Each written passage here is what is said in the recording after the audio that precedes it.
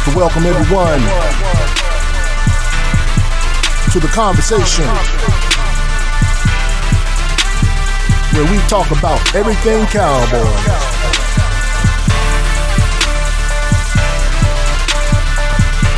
My favorite team, your favorite team, America's team. Here with your host, Coach Marv.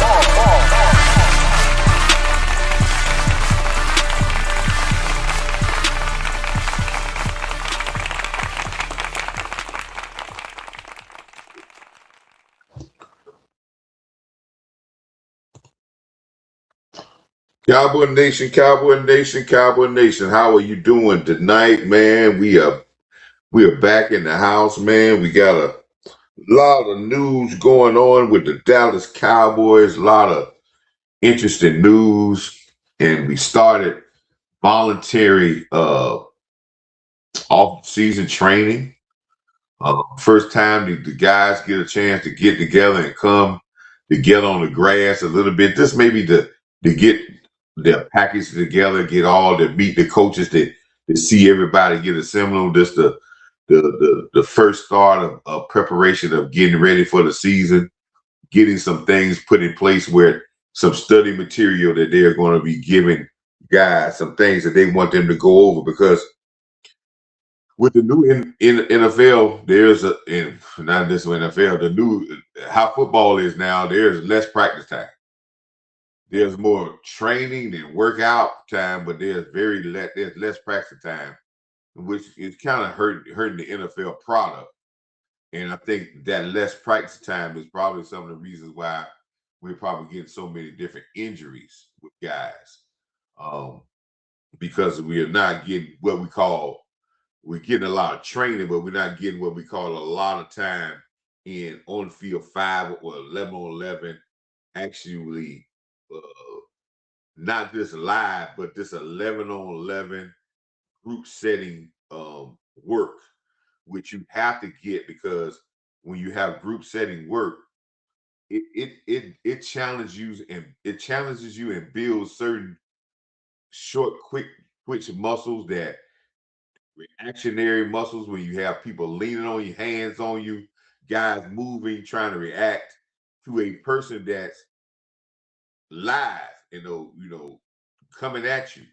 It's never the same as a drill when they telling you where to go here and there, or a dummy or stuff like that. You can't get that type of training if it's not saying live physically, but just in a setting where you have guys working out. So there's a lot that's going on with that. So this is the first time they're getting a chance to put that in place and get those people together on the stage and get them out there so they can say do some things. Um, Hello, Angela. How you doing, darling? That's my baby there. She give me a shout out. But those things that we talked about. We talked about those type of scenarios about getting together and working and putting a team together to work. And this is the first time we having the OTAs and getting that started. There's a lot of other news going on. The draft has been completed. We're finished with the draft. We have our drafted players. We have a list of our undrafted free agents that have come in. There's some very interesting undrafted free agents. I really like to look at the undrafted free agents, because if you look at the history of the Cowboys, we have done very, very, very well with undrafted free agents. Undrafted free agents and later round picks, we have done very well with those players. Um, there's a myth about undrafted free agents and undrafted late round drafted players. 60% of the league is made up of guys from fifth, sixth, from fourth round on in undrafted free agents. Maybe about 65%. So most of your league is put together with those guys. It's not put together with first round, second round draft picks. It's put together when you're talking about in a team. in a team every year, and I'm gonna get to some of y'all questions, but in a team, in an NFL team all over the NFL, 20% of the back end of their roster changes every year. That's in every team. So it's a lot of changing in the back end of your roster. And if you can get a player on your team, undrafted free agent or free agents or drafted player, and he gives you four years of service and maybe gives you some plays in that 4 years and some starting time in that 4 years, even though he may not get a second contract, that's a successful draft pick. Because the amount of players that get a second draft pick, second contract is like 30%, 30 to 20%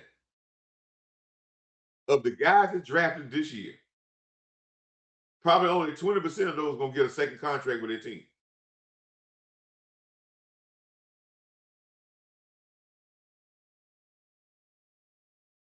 In some cases, a little less than that. So because the average, I think it's still the average lifespan of a player is what, 3 to 4 years.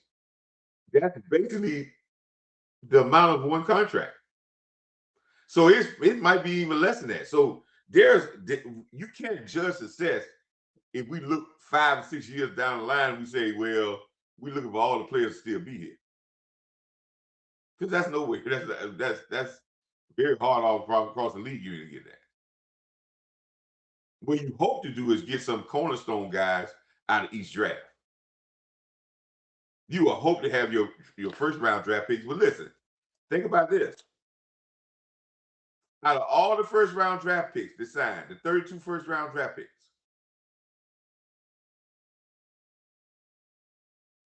probably only about 16 of them going to have their 5th year option picked up when they get to the 5th year option. You will probably have over half every year. When they get to their 5th year, teams don't pick them up. So that tells you that just because you're a first round draft pick doesn't mean that you're a lifer. And if you're fortunate in year after year, in consecutive years, 4 or 5 years in a row, to have guys to become your first round draft pick to turn all pro, Pro Bowls, all pro, get a massive second contract, you have been doing very good in your draft.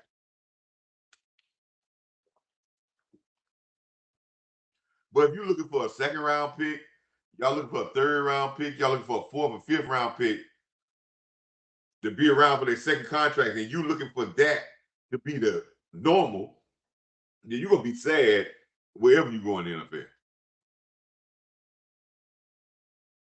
And I think sometimes we take that from the Cowboys and we call guys a bust. But if you look at their 4 years, they participate, they gave you something. If they gave you some plays here and there, everybody's not gonna be Pro Bowlers or Hall of Famers. But if they had consistent play, it's considered a good draft pick. Because you can't roll over everybody at top dollar. Now, Coach Marv always talking about, I always say you can do whatever you want when it comes to draft, because with the salary cap, because you can move, but you can move money around to a certain extent. But if you move too much, eventually you got to pay the pipe.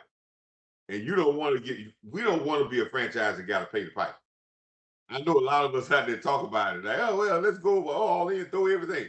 Because what happens when you have to do that is you really have to depend on your coaching staff way more than you thought you have to.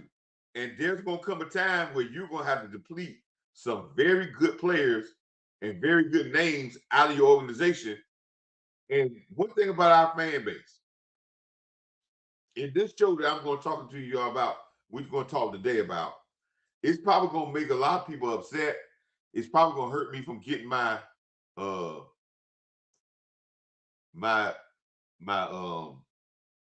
50 more subscribers I need to get to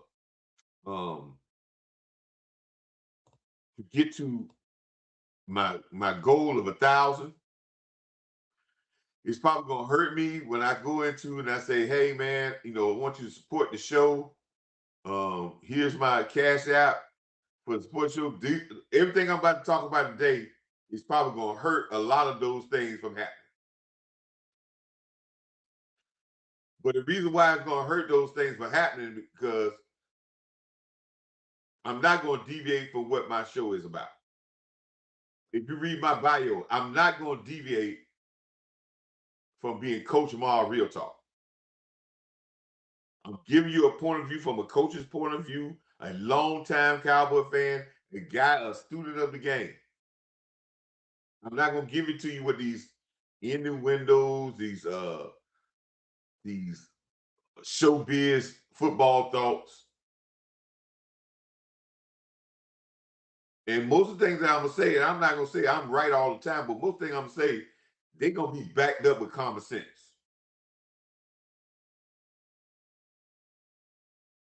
And I want you to think about those things. But what I'm about to say today is going to be counter to a lot of Cowboy fans, a lot of my friends in the content world, and some people gonna probably try to come after me because they're gonna think I'm hating.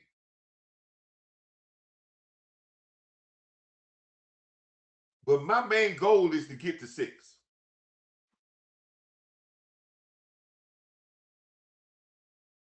And first, I know one thing as I go into this show and go and talk about some of these issues, or about some of these things, I know one thing. One thing, and this will be this will be the most important thing that you remember before you get mad at me. That one thing I'm always say. The main thing that has been killing the Cowboys for a long time is distraction. And with the star and being seen and talked about relentlessly, it's hard to get rid of distractions. We're going to be a focus everywhere. But if we're going to ask the coaching staff to put a team together, eliminating any distractions is going to be more important than some talent. And we see that every day. Seattle is not as talented as the Cowboys. And I know some people going to say you crazy about that. No, I don't think they are. But they came together collectively and eliminated distractions and focused on one goal, one mission.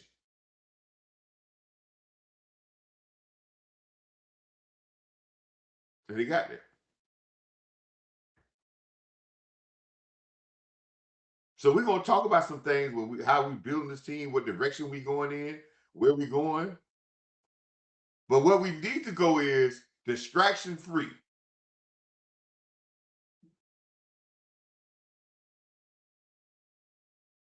Football first, Hollywood and glamour last.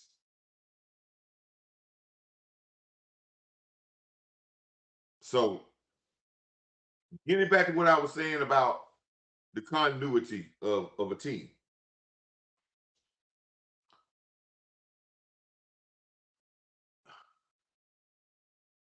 We're just starting to put this thing together. We're getting back on the field. The draft is over. Got some undrafted free agents. What I was talking about is very important to get these free agents, these undrafted free agents, to get some value out of them. You do a very good job of that. Trying to get something out of our draft picks. Don't know everybody. You lucky if you get 70% that you get. We consider you a good draft choice out of the draft class. You consider very lucky.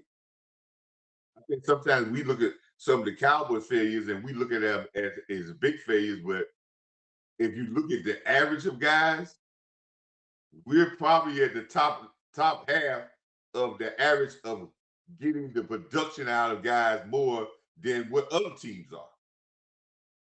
And that doesn't mean always superstar status. But if you can keep a guy on your team and he's productive, That's great for 4 years.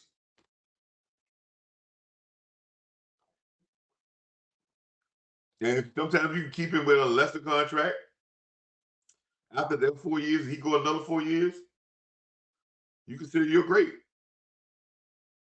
Demarcus Lawrence, I don't. Demarcus Lawrence will go down as no stat leader in Dallas, but he is considered one of the guys that we would call a great Cowboy because Demarcus Lawrence got 3 contracts from the Dallas Cowboys.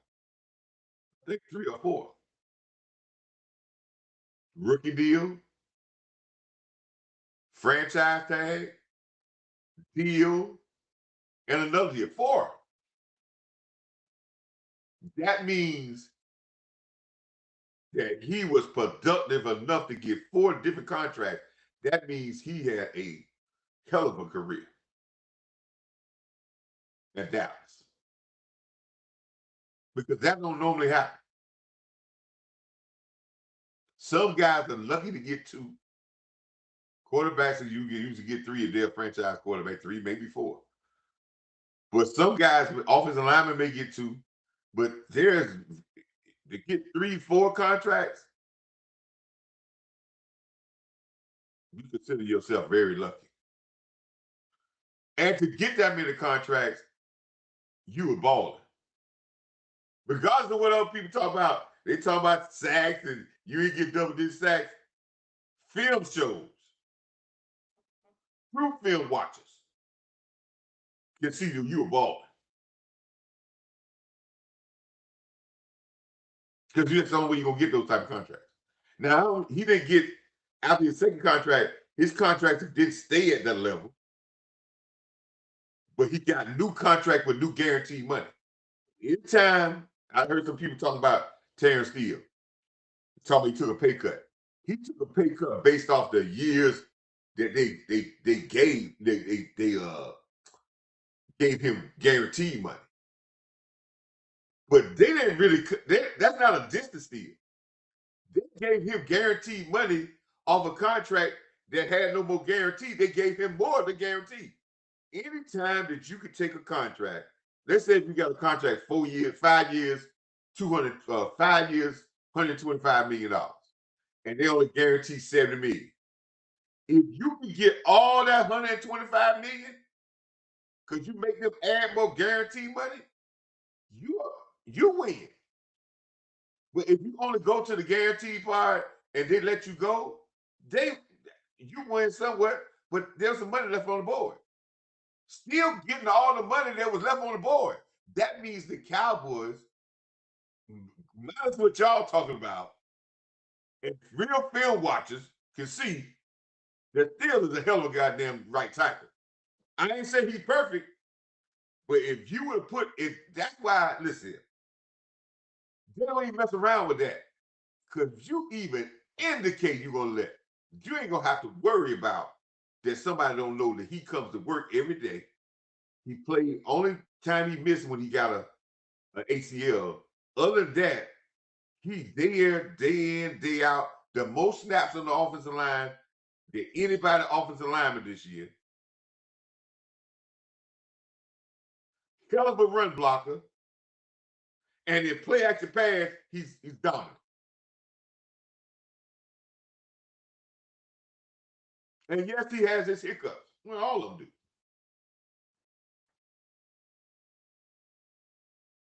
But he's getting more of his guarantees. So when you leave a contract, like Zach Martin, when he got his contract, whatever they said to get unguaranteed money, he got all that. Because they kept extending him and adding more guarantee. He got all of it.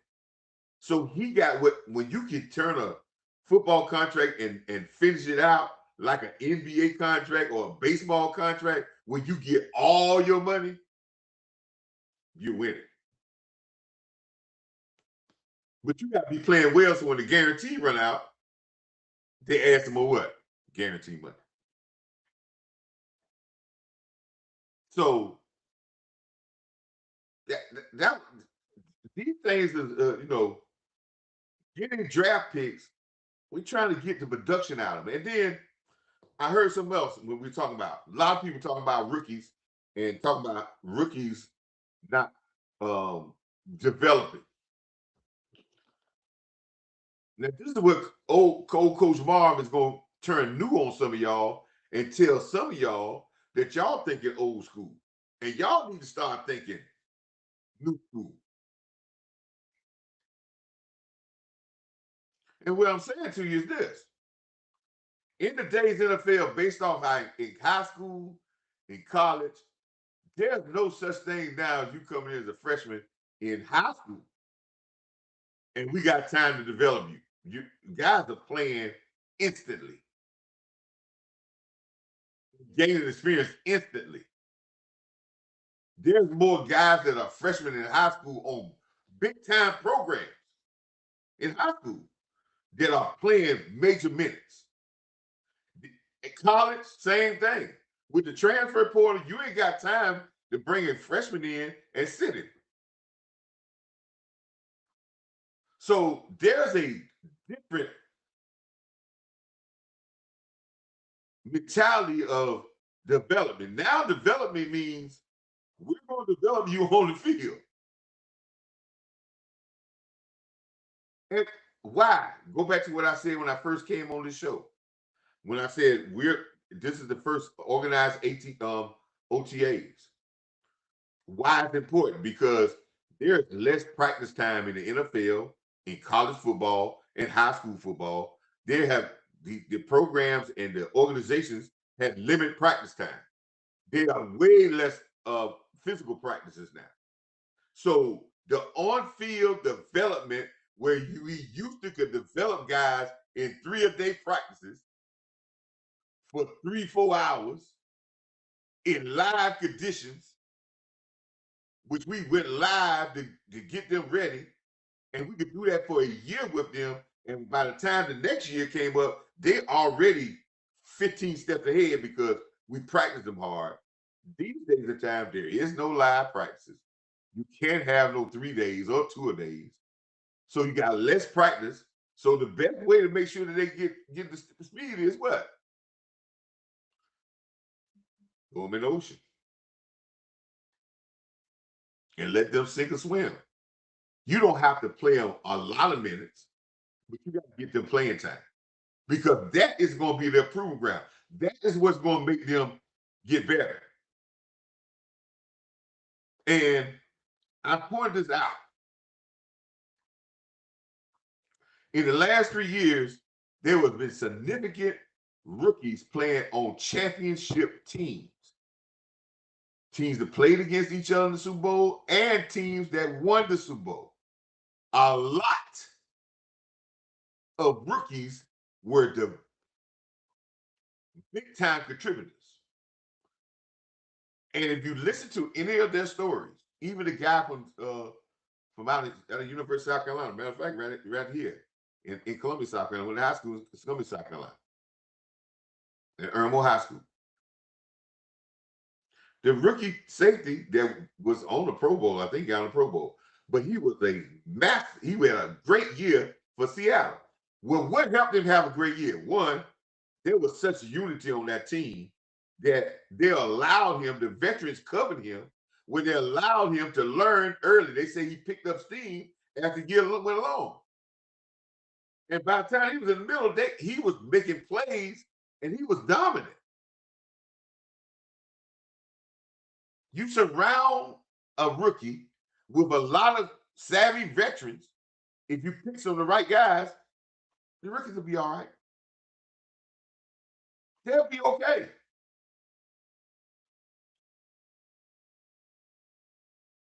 When I was coming into high school, it was unheard of for a freshman to play varsity 4 years at my school.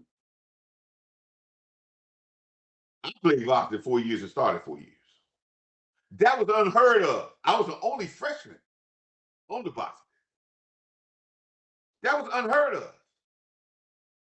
And where I was mentally weak and maybe not strong, I was surrounded by some good veterans that raised my level of my game.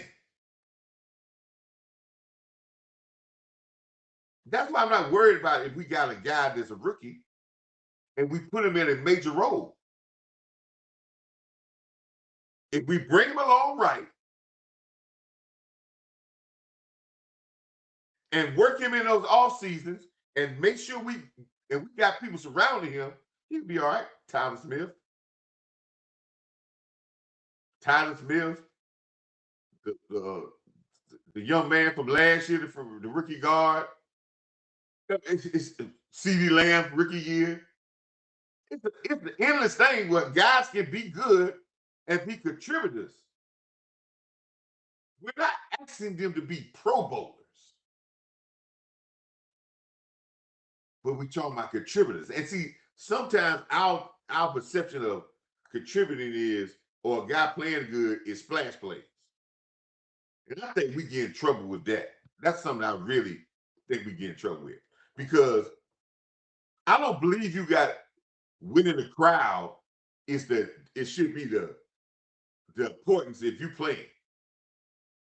Because see, coaches see stuff that ain't winning the crowd that you do, that they say this is why you start. This is why you playing. It ain't always a splash play. But we look at, if it ain't an interception, if you ain't got no interceptions, or then we'll go to a PFF stat and say, oh, they complete so and so many balls on you, and we don't even understand that if a throw is you playing zone defense and a guy's in your vicinity and the ball is completed, they got that against your percentage. We don't think about that. And we take that as a golden stat. And I always say it.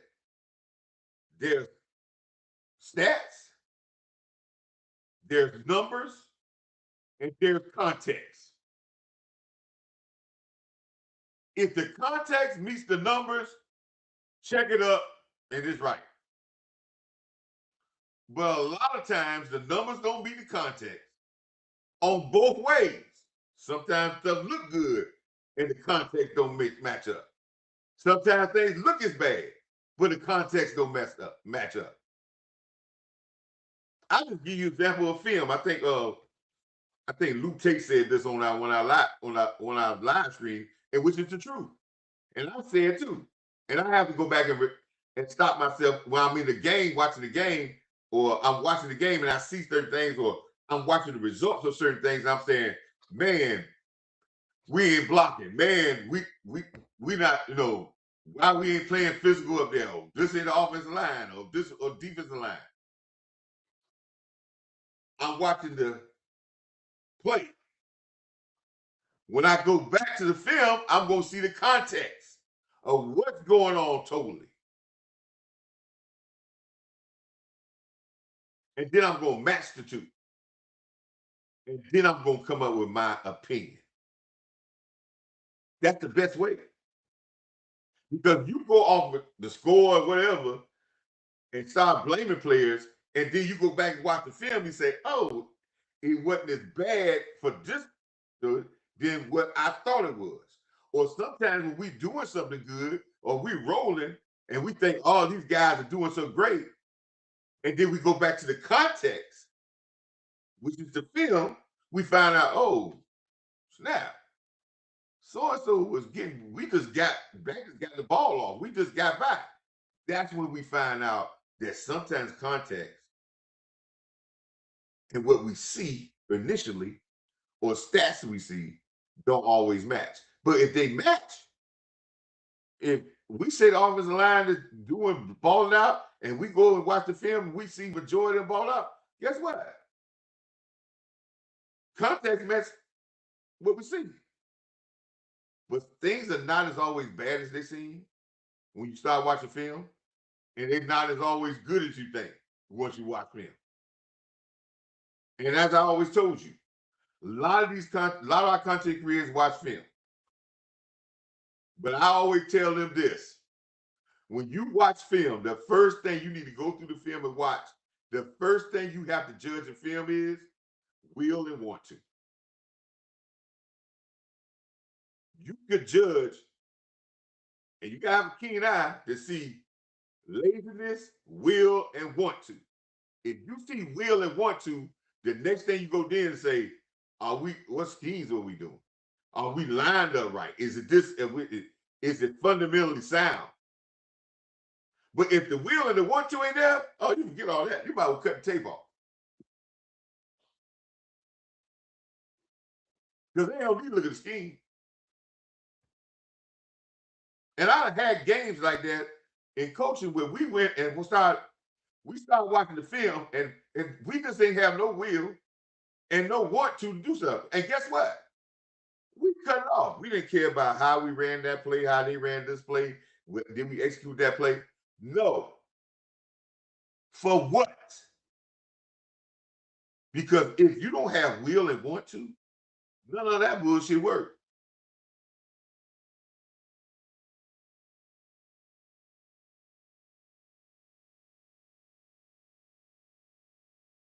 It don't work.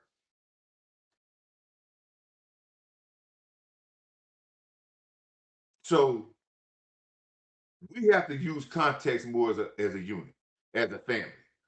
I ain't telling everybody they got to go out there and watch film.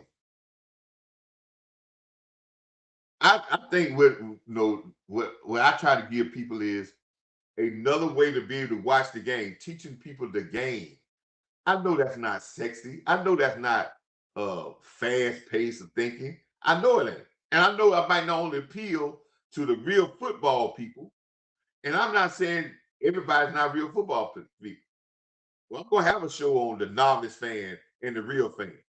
And I'm gonna do a show about how things are being marketed, who they're really marketing to, and where we have a disagreement at, and what's going to hurt the game and what's going to improve the game. But in this case, I'm a real true blue football fan. Of 9-10 games is exciting to me. Some people, 9-10 games, they say, man, I don't even watch that. They want 49-50. Some people watch football because they know players. They root for players. I root for teams.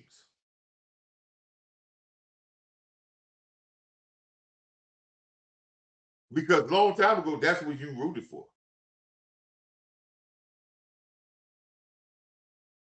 So some of the things I'm going to try to teach is talking about that context, talking about those things that's really needed to watch the game and to understand and not to over exaggerate people or to underappreciate people.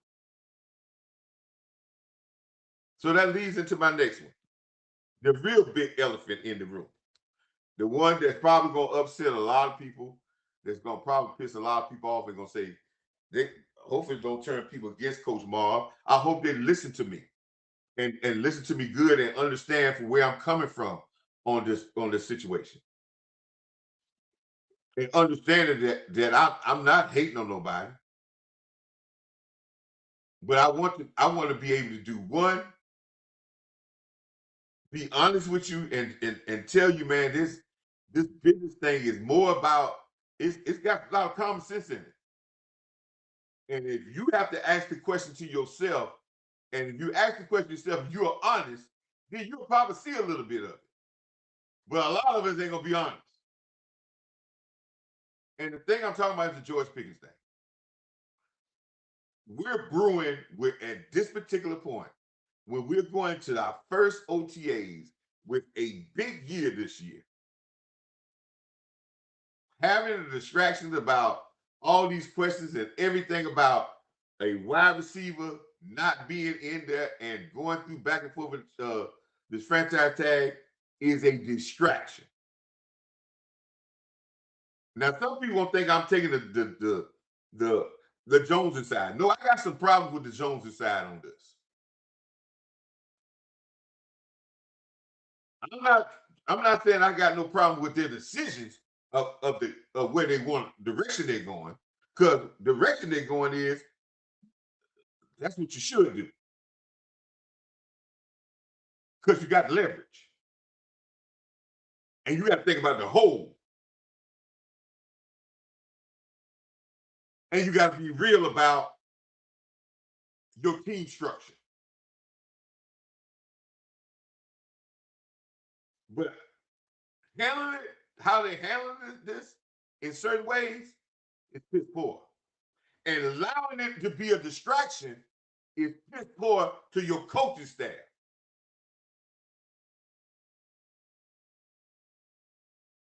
Last year, you made that same mistake last year. You allowed the Michael Parsons thing to be a distraction. Eagles couldn't get everybody on board because you allowed that to be a distraction and you allowed Trayvon Diggs to be a distraction. And I don't care what nobody says. See, again, I'm going to get some people mad at me.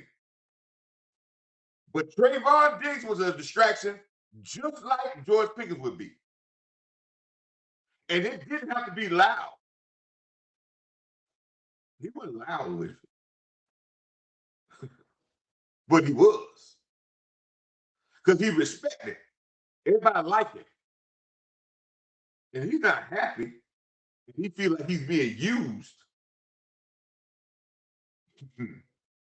He's going to be distracted. And that's going to take away from the context of getting ready for a season.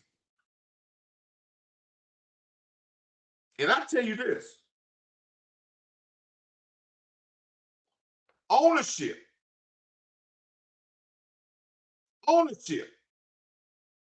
is like the principal of a school. Follow my analogy on this. Because I'm going to give you reasons where I say things, and I'm going to give you stuff so you can understand where I'm coming from. The principal of a school supposed to provide a safe, a sound, structured environment for the teachers to be able to do their job and educate the students. So that means whatever stuff he got to get there for security, how he needs to put rules in place, how he needs to be able to enforce those rules, how he needs to put stuff into place with his cafeteria. He is the CEO of providing the atmosphere for learning.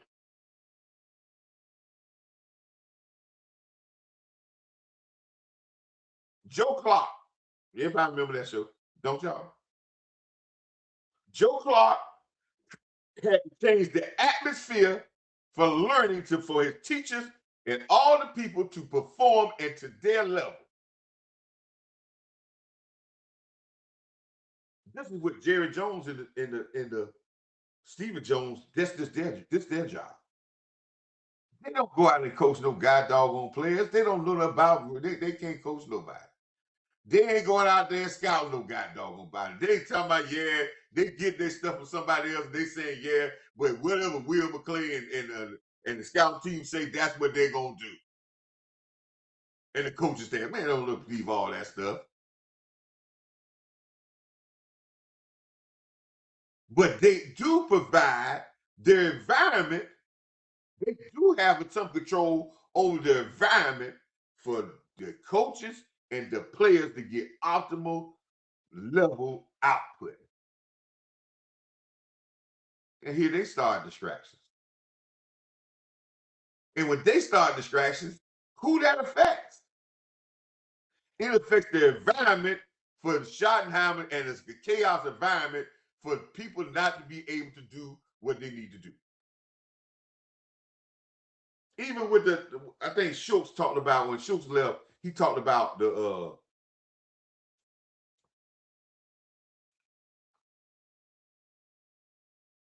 Schultz talked about people coming and the distraction when people coming and when they trying to work out all the people knocking on the glass and all that. Again, who allows that? Who can say that, hey man, no people coming through while we are in session, we put something, we can't let them watch that's distracting our players. Who allows that? That's Jerry and Steven. And see, they don't give their coach that autonomy. See, I got a lot of when I give you a point, I give you a lot of receipts, and those receipts Going back to the exact same thing I'm saying of culture build, what we talked about last year. The biggest argument that Jimmy Johnson and Jerry had was after that game that they won, and he brought the prince from some country in there, and Jimmy didn't have his chance to have a closed door meeting like he always do with the team right after the game. And all this distraction came in there with that guy, and then Jimmy went back and they had a big blowout. They didn't talk about this story. Why? Jimmy's trying to create an atmosphere for us to stay focused. Here comes Jerry, who's supposed to say enhance that atmosphere for people to be able to do their job at optimal level. He comes and provides a distraction. And Jimmy goes off. That didn't cause no plays. That wasn't a fourth down play. That had nothing to do with a play call. That had to do with a substitution. It's all about the environment of winning.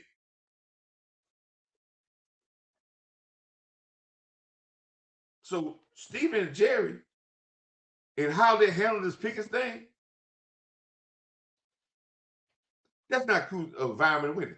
Every time he talks about Dak Prescott contract, about paying the quarterback, that doesn't produce an atmosphere for learning. That just creates another circus atmosphere.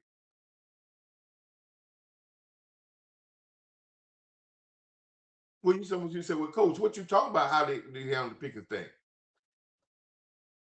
Handle the Pickens thing like other great organizations do. And I consider Philadelphia a great organization because I'm going to give you some context when I get to Pickens about a similar situation I see that Pickens understand, his agent understand. But let's say this. Tyreek Hill was coming up for a contract. And I always go back to this because why would I talk about Tyreek Hill in Kansas City? Because they are the premier organization in football. They have been in, 6 or 7 Super Bowls in the last 10 years?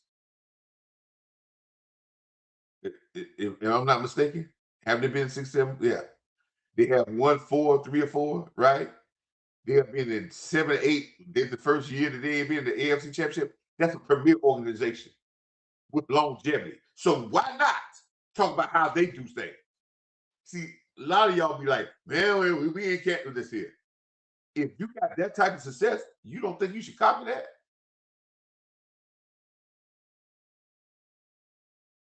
So let me tell you how they did that.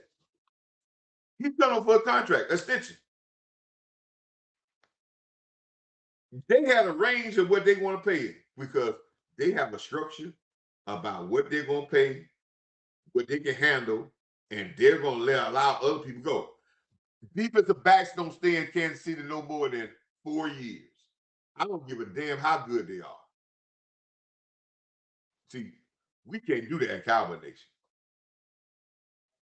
We'll go crazy if they traded, if we'd have traded the last 2 all-pro cornerbacks like they done in the last 2 years. We'd have lost our mind. But what Kansas City does, they take a guy, they get a young secondary, they keep it together for 4 years. When guys start getting up by the contract, they already somebody they're going to trade them, bring in the next guy, and let's roll. If somebody think I'm lying, go check it.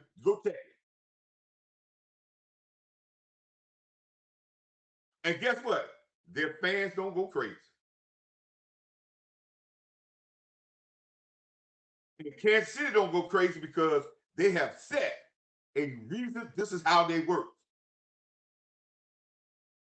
You put it, they don't wait till they ain't got no development. They put your butt in the fire early. They coach them up. They get them to play. They get to a point and they say they cut them loose. Same thing with Tyreek Hill. They had a structure. Tyreek Hill told the story. I'm just going with what he said. He said, hey, my contract was coming up extension. They had an offer. The offer was a pretty good offer. Mind you, they gave him an offer. That's how good organizations work. Jerry, Steven. If they want a guy, there's a number that they want to keep him at. And that number is not insulting. You can't give him no insulting number, but it still may not be way over the top. But you give him that number. You negotiate that. You talk about that number. He may give you another number, but you can explain to him why this number is there. They don't want to take that number. Then yes, you have done your best to be able to keep this guy. But not saying nothing at all, not in negotiation, that's bullshit. They have great organization handle things. That creates an unhealthy environment of distractions and people talking about it because it's saying I want the guy. He's saying you want to stay, but ain't nobody put no numbers on the board. Either that's BS or some numbers being put on the board and everybody being hot stush. But not negotiating it, that's BS.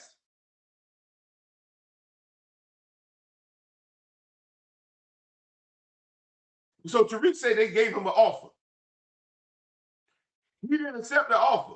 Then they said, well, send your agent out and see if he can get a better offer, and then we would trade you. Give us a chance to match it. So that's what he did. His agent did. He found Miami. I think it was New York, and Miami.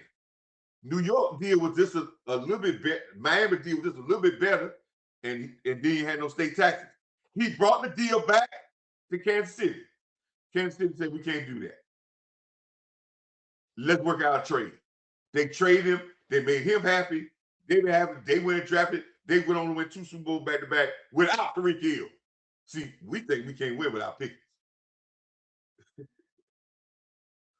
They went on with 2 Super Bowls back to back without him.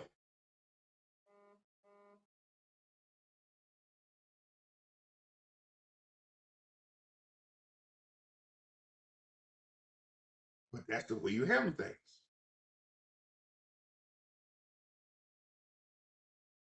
And it was little distractions. It was quick and done, out of the way, go on with your business. Let's concentrate on football. The ownership said, we're going to keep the environment about this team in this season. We're not going to go back all this back and forth. All you thinking wrong, is he happy? Will he sign? Will he? Nobody, they ain't got a damn thing to do with football. They ain't got nothing to do about winning the game.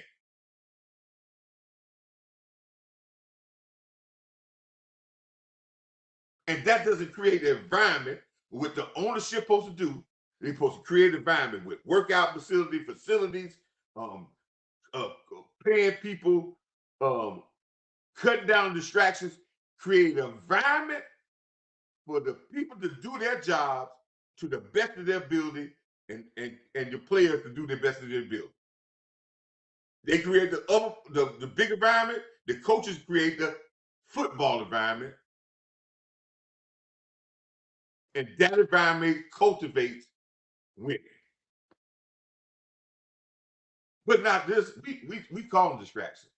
Because we want to play this game with the media and have have people talk about, because we want the spotlight. We already the sun of the NFL, the SUN. We already the sun. We the brightest star in the whole galaxy. We don't need no spotlights. Sun don't need no spotlights. We don't need to create no stories with no publicity. We are the publicity.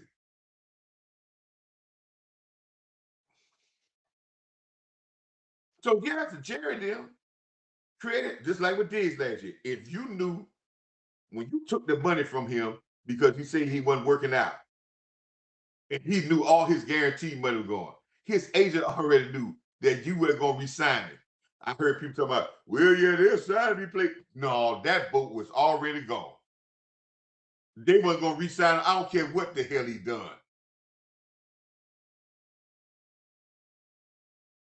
And guess what? Diggs knew that.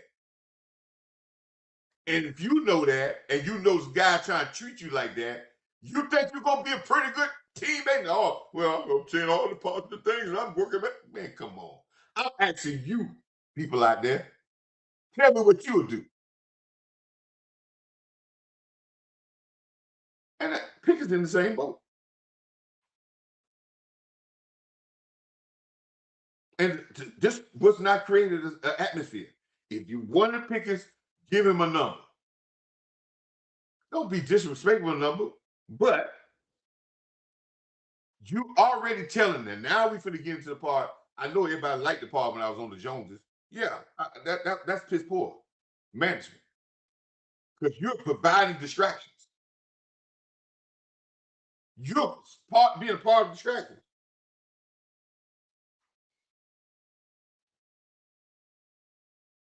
But let's talk about the other side now. And this is where people gonna get upset. I do believe it with the Jones to believe one of the things the Jones believe. And they're telling you, and nobody wants, but they're not gonna come out and say it because they don't want to just cause that distraction. Because they do like Pickens. And like I do. But they know who Pickens is. Now some people gonna say, no, he gonna talk about the attitude. No. Pickens is a second wide receiver. All this BS about it, there's two number ones. There's never two number ones in nothing.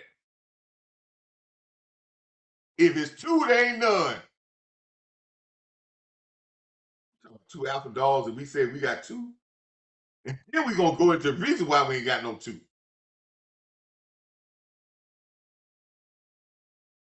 I do believe what the Jones feel here. They feel that CeeDee Lamb is a top 5 receiver in this league, and he is the best damn wide receiver. And if that's what they believe, there's no way in the hell they're gonna play a guy more than him, and he's the second best guy on their team. Who does that shit? And for anybody out there that believe this Lamb is better, and they tell me about, well, that's the next on the board. Come on, man. What y'all talking about, man? That don't make common sense in real world. That don't make common sense in football either.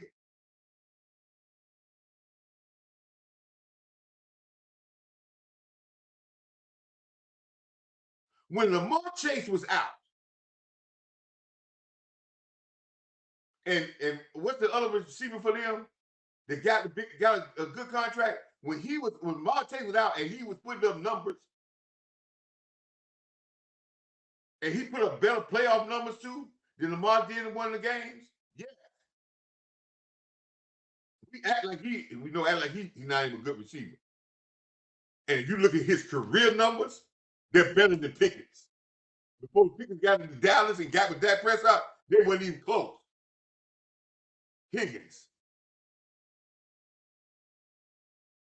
But he played for Cincinnati. When Lamar Chase was out and Higgins was doing his work, guess what it came down to the end of this day? You still the number 2 wide receiver. This is what? Lamar Chase's team. And yes, we're going to pay you handily, but it ain't going to be close to what Lamar Chase getting. It's going to be great. It might be a shorter term deal, but it ain't going to be what Chase getting. Why it ain't going to be what Chase getting? Because Chase put in years of dominance to get that number.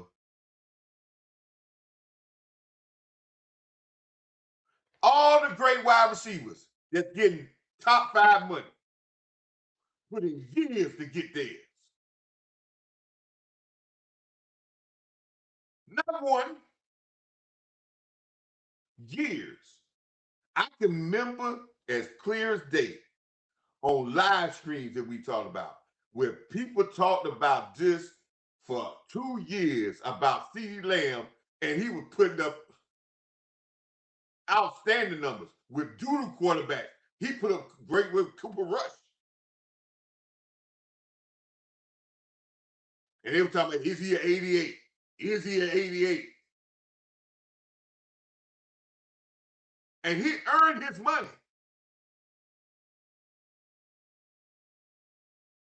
And you mean tell me that a guy that came in 1 year that had 300 yards more than him and he missed 4 games? And 20 more receptions and CeeDee Lamb missed 4 games? And you mean tell me somebody talking about paying him 40 and CeeDee Lamb 34? I don't give a damn what CeeDee Lamb say. If CeeDee Lamb got any man in him, there ain't nowhere in the hell that's sitting good with him. I worked my butt off to get to be a number 1 wide receiver. And in 1 year, we gonna pay the next guy more than me.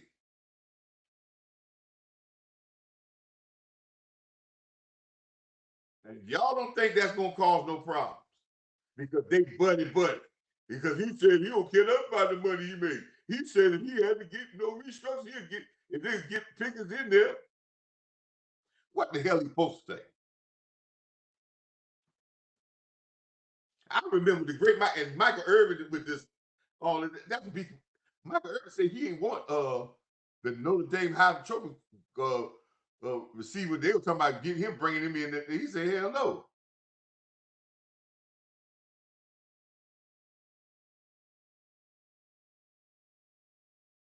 He loved Alvin Harper because Alvin Harper knew his role.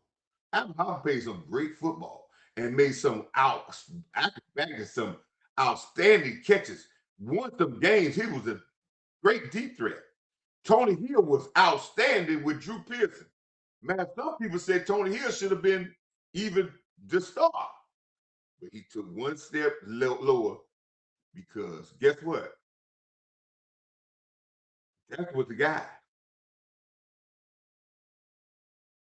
And Pickens is applying for a position in a pay grade that's already taken.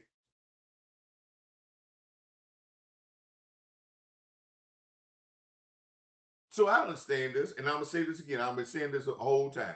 I've had some people, people talk about, well, the franchise receiver getting that's how I've been around the NBA, in the NFL, they get 13%. I understand that. I'm not disputing that. But tell me what the context has been when you just paid a guy and the guy better than the guy that's on the same team. Tell me the context when that happened, when that's been the scenario. So if that ain't never been a scenario, all that stuff is out of the books. Because the context is different. If this was one team, best wide receiver, didn't do it in a year ago, hey man, that's the status quo. But when this is that's not the status quo, people. That's a very peculiar situation. Now, if you tell me you believe Pickens is better than Lamb, then listen, you could justify that what you're saying. But I'm trying to figure out where you see that at.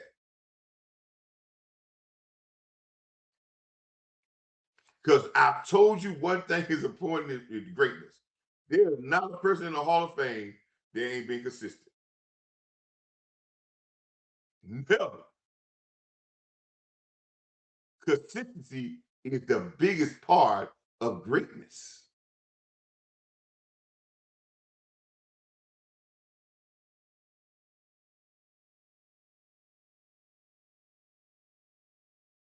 There's a different role.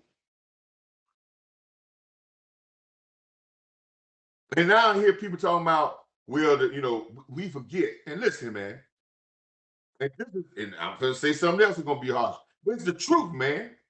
This situation that Pickens in about going through this and all this about, he may need to be traded to somewhere so he can get that number 1. He ain't going to get it. Yes, that's Cowboy, but you got to understand.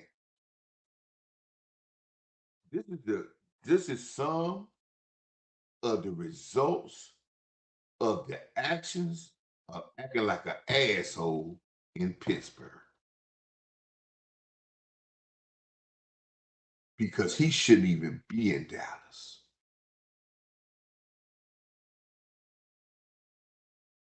He should be where DJ Metcalf is. They should have even never had to go and get Metcalf. He should be the guy that the lead guy in Pittsburgh and should have already secured the bag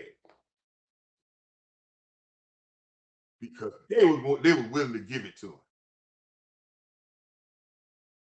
And he effed it up. And yes, he may have come here and turned over New York, but mistakes, people. That's why I try to tell you, man. This is football in real life ain't no different. But mistakes that you made before still come back sometime to haunt you.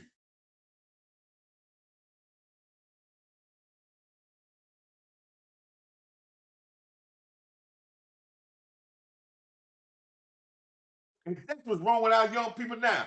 We try to look over that type of stuff instead of teaching the lesson.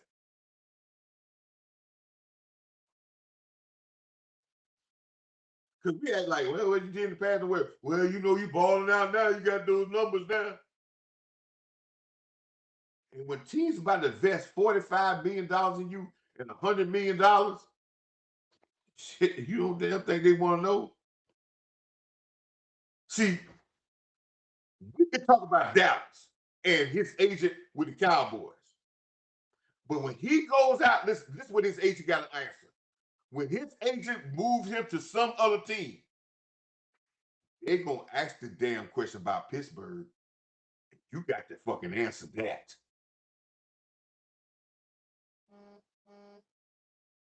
Best believe that.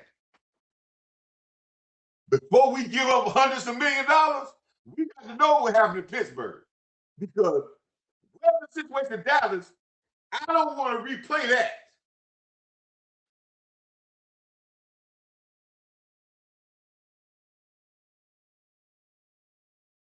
See, his agent ain't got to answer that in Pittsburgh, in Dallas. He negotiated with Dallas, he ain't got to answer about Pittsburgh. Because you was in Dallas this past year. You ain't got to answer that question. But when you go to other teams, they want to know.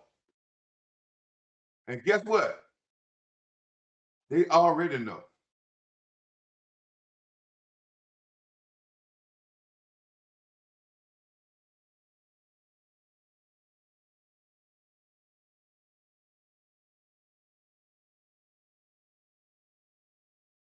And this should be, listen, as talented as Pickens is.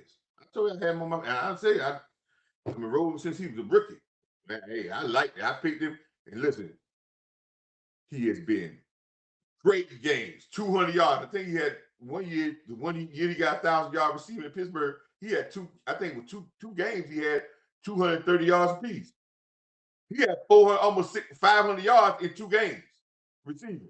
But he barely got over 1,000. You know why? Because he was great. Great here, then down here. Great here, and then down here. Epic, then not epic.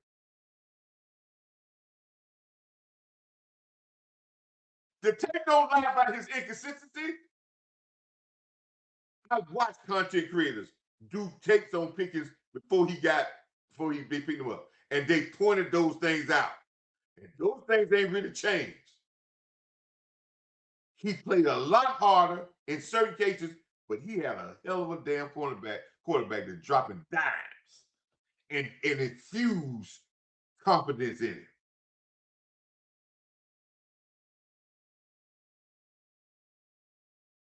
But this young man got to show me that he can continue to grow.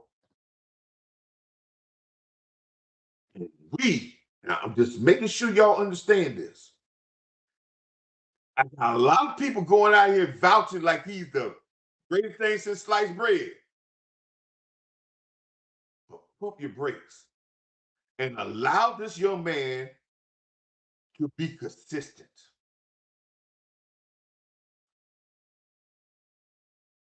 And fit a role. Because that, my people,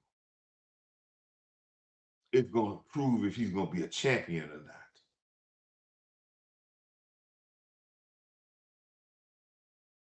But this struggle about if he gonna get his bag and what type of bag and what level of bag he'll get, he got to hold some of this responsibility. Because this shouldn't even got to Dallas.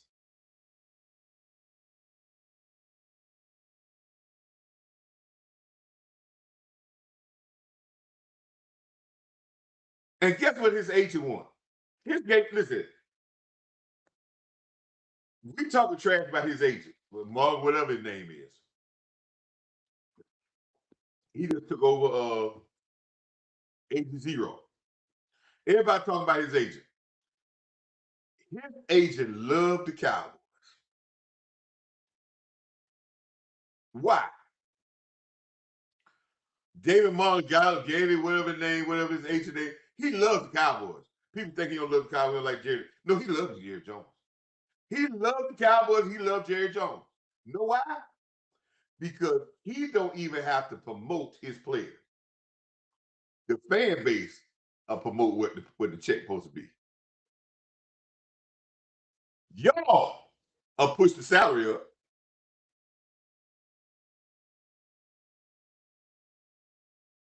You're the ones in listen. You'll be the one to push it up, and the Cowboy haters. Let me get what the Cowboy haters do. And this is being happening, and I don't even know why. It's almost, and I'm gonna say this, and that probably gonna make some people really mad. This is almost like a Trump thing in a certain way. In plain sight, and we don't see it. Everybody who don't like the Cowboys talk about he should get $40 million. He's the next guy up. He's a great receiver, star wide receiver. What you gonna pay him? Always asking the question: is he next? Is the price gonna go up? And we fall for it and pick up on that BS, and we run with it. And we do all the work for the agent. We start talking about the guy supposed to get this. We start doing the average, talking about he's the next guy up. He's supposed to get that. We need to pay him this. Our own fan base.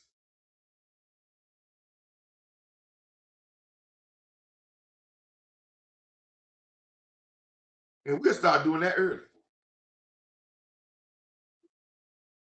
And we already talked about he's supposed to get this amount, that amount, this amount.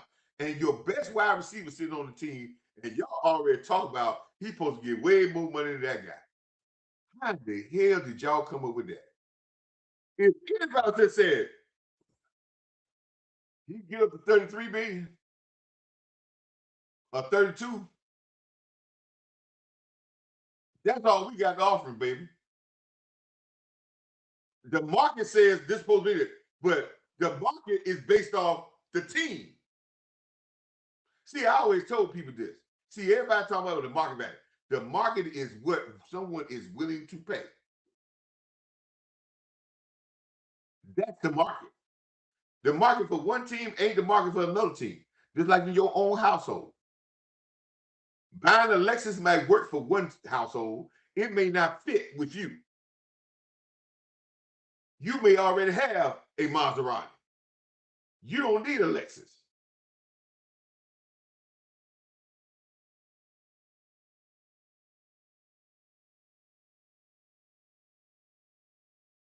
And the Cowboys feel. You can't tell me the Cowboys don't feel that, hey, when we gave CD Lamb that money, he was well worth it. He has put up some numbers. He got hurt running the ball. Because we make him make plays in the running game. When he left, when he got his injury, he was the best. He was leading us in wide receiver.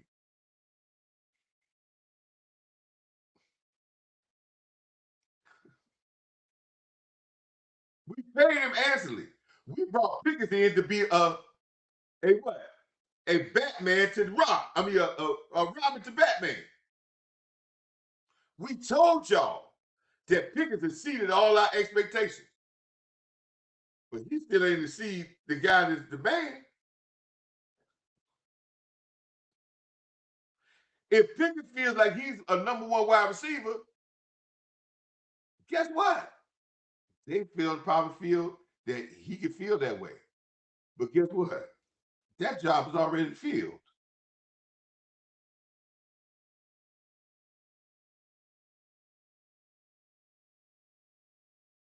at this point. The next question I ask you, be honest. Let's be honest. If CeeDee Lamb don't miss 4 games, do Pickens have 1,400 yards? Is he a second? Nobody can tell me he is. He would be. Because if CeeDee Lamb don't get hurt, he's still in his face. There's no way in the world George Pickens get it.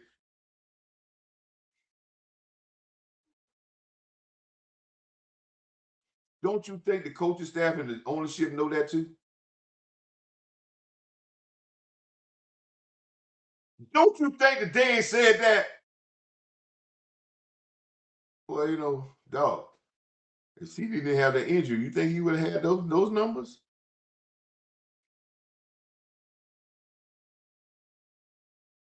But our delusional fan base think, yeah, that's easy.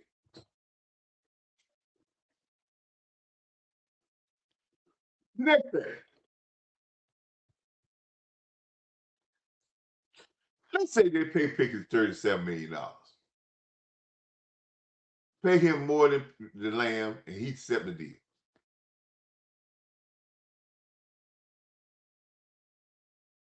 And both of them are totally healthy this year. Fan base, answer this question.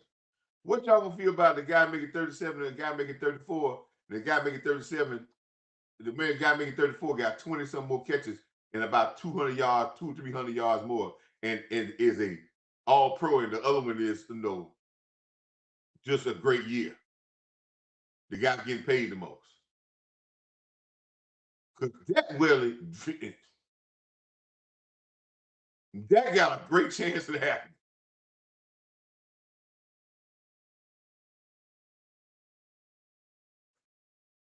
And we don't win a Super Bowl. Or we don't go deep in the playoffs. Let me tell you what y'all gonna do. While y'all sitting around probably criticizing, some of y'all probably criticizing Coach Marv. Let me tell you what y'all gonna do. And let me tell you what y'all gonna do during the season. During the season, every game, before the season even start, y'all already gonna pit both of them against each other about who's number one.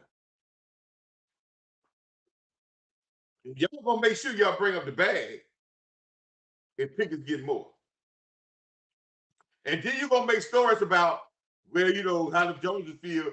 They paying him more than he's gonna get. So you're gonna give the number one wide receiver in your mind to a guy that put in work. Because y'all talk about doing things the right way. I don't believe that's the right way.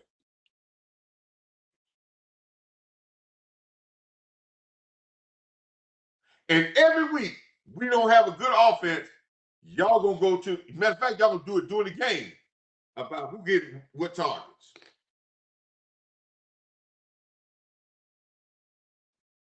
And we're not even gonna talk about football. We're gonna focus on about who getting targets.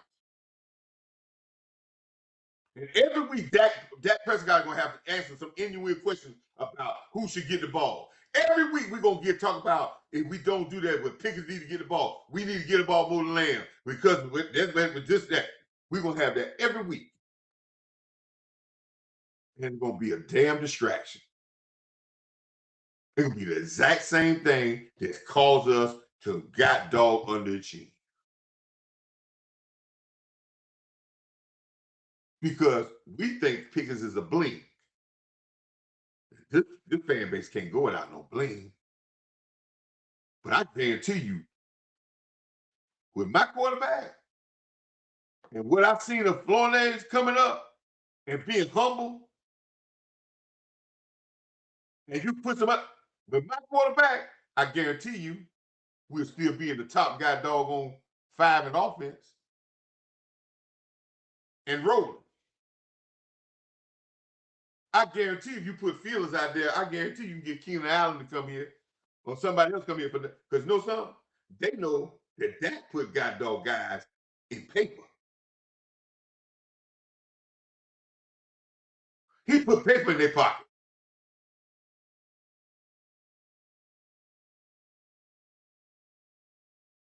And when y'all crying about Pickens, y'all actually sneak this and that.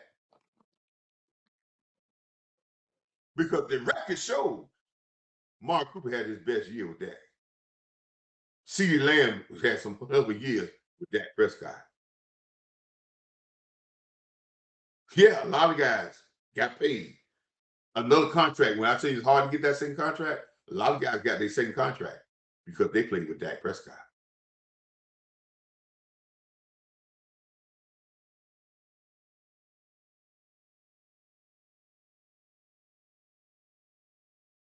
So some of y'all will say, well, Coach Marv doing it wrong. I'm not doing it wrong. I think the Cowboy organization handled this thing wrong because if they wanted Pickens, they should have set a boundary. It should have set a goal out there and say, hey, this is what we want. And if that's not the case, they should have said, hey, man, we're going to put you out there to see if we can get the best deal. You find a deal. Let's go to the next point. That's really going to piss some people off. People talking about there's no market for Pickens. And everybody say that's we rule. There ain't no market for Pickens. Because people looking at it just like I'm looking at it as a coach. We understand what Pickens did. We can watch film. We can watch how he goes up and down. We understand what happened in Pittsburgh. We know who Dak Prescott is. We watched that this guy in this film, he doesn't get a lot of separation, but Dak Prescott he did make some plays. But Dak Prescott was on point with the best tight throw player passer in the league last year. Pickens was endowed with some very good confidence. Well, if I'm another organization, I think I want to know, was it Dak in that combination, or could he do that with me? Do I gotta have a quarterback like that? Can he get along with my quarterback? Because the other day he didn't get along with some quarterback in Pittsburgh. Do I have for him the possibility to handle him? The question actually, and I'm not gonna answer. There ain't no other team gonna answer that question. Give the capital and then talk about giving him $40 million. Because when you talk about giving him $40 million, this ain't net. You're saying he's in the category of Chase, Jefferson, Lamb, Puka Bakua, who put up numbers year after year, block and everything else. The guy from Detroit. And if you're not considering him like that, there ain't no way in the world you're going to get him the next bag, the next top salary. But he's going to get paid. But if his agent trying to get him to be the record, there ain't no market for that shit. Y'all can talk all y'all want. And if it is, it's going to be a situation, guess what? No number one wide receiver. So he can go in there and be the best wide receiver from the start with.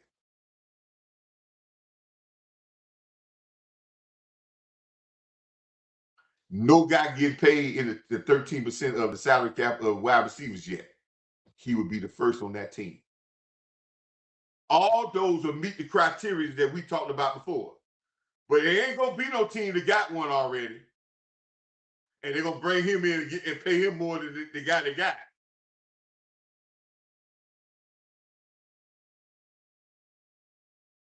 But you asked Dallas to do that. But we don't know if we asked Dallas. Because Dallas, if they right, if they negotiate, then they messed this up. That's messed up. If they want him for a straight price, go ahead and tell him. But I think that they feel that he allowed the media to push his price. So they're trying to slice it. They tell the media, you forget about actually coming out putting out your quotes about what you think he's worth.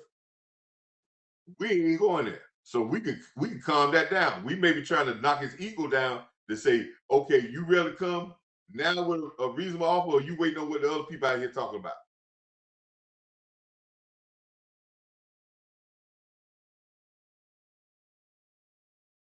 I've seen that. Y'all don't be in a situation where people let people boost them up and they coming at you, and then you be like, man, you worry about what they talking about, or you want to come talk to me, or you want to talk about what the other people talking about.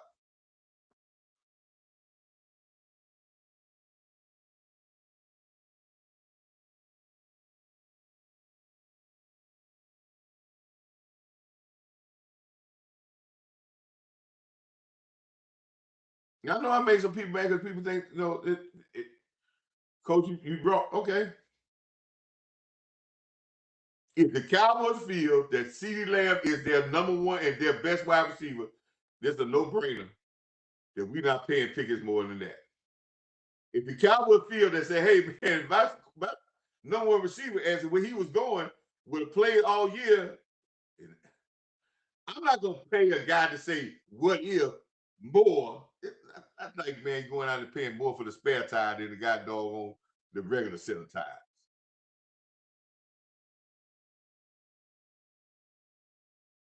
Come on, man. That don't mean you won't get no good, you don't pay some good ones. That's fine. And that don't mean Pickens cannot be here. But listen here.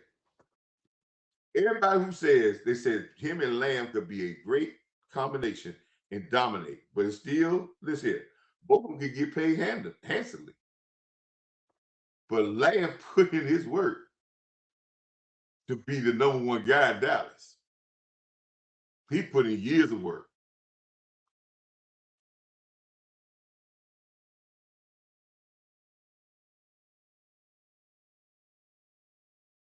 And conceding that is going to make this team better.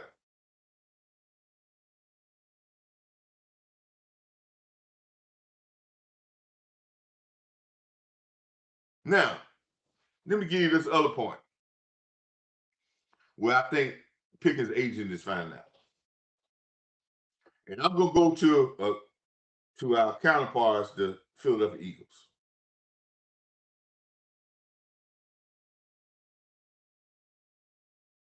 Yeah, one time. He put up 1,100 yards. And listen, contact. Let's use contact. See, when you get that number, remember, I told you I had this guy on my fantasy team his whole time in Pittsburgh. The year he put up 1,100 yards, he had 2 games that year that he had over 200 yards receiving. He played 16 games. He had 400 and some yards in 2 games. He left Pittsburgh. He only had 7 touchdowns total for his whole career in Pittsburgh. And he was a deep threat. He had 12 this year with 1 quarterback. See, let's answer the context.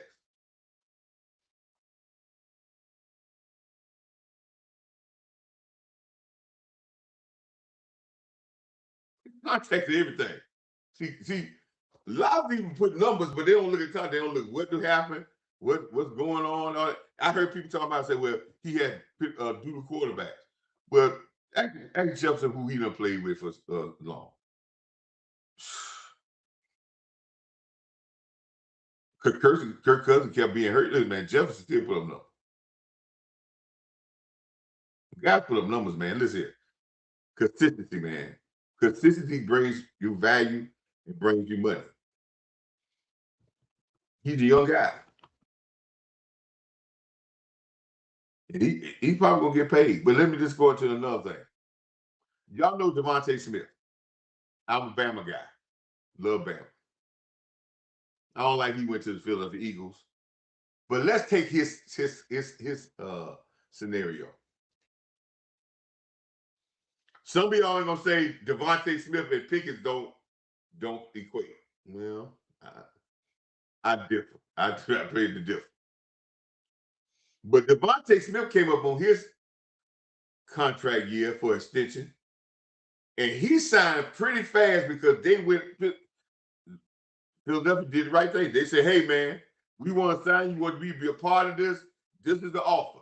When he signed his $25 million a year, 3-year deal for $75 million, $50 million guaranteed, everybody said he got paid. But then some person said, "Man, he took a little less than what the value of whether he could have got more." Then they turn around and sign A.J. Brown to that $30-something million contract.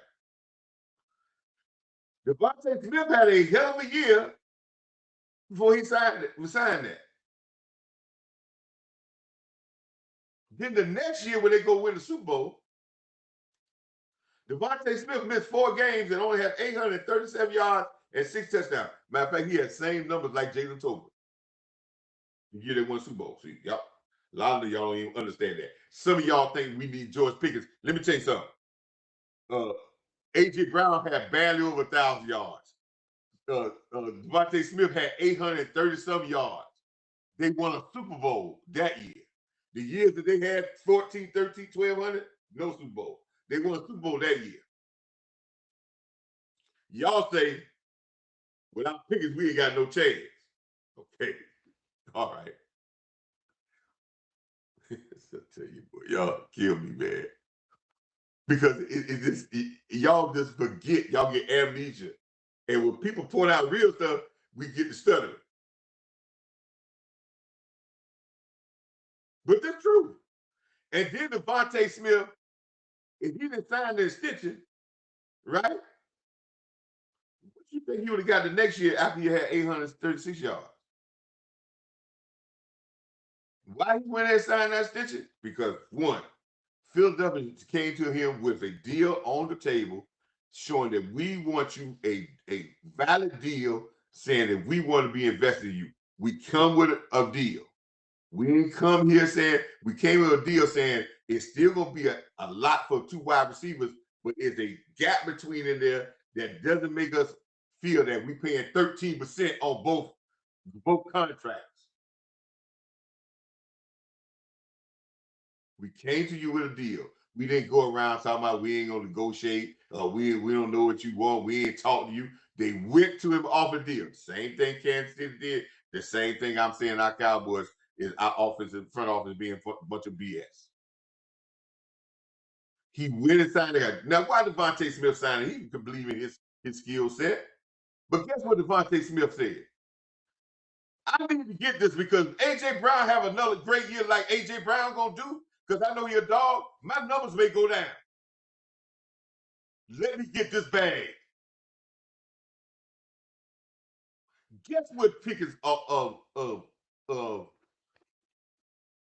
understand some people say no, he don't want to play on the franchise tag. Well, no, his agent want to. It's not all about he ain't got no guaranteed money. He wants to get strike the iron when he got 1,400 yards and 12 damn touchdowns. Because he knows if CeeDee Lamb plays all next year, they gonna have 1,412 touchdowns.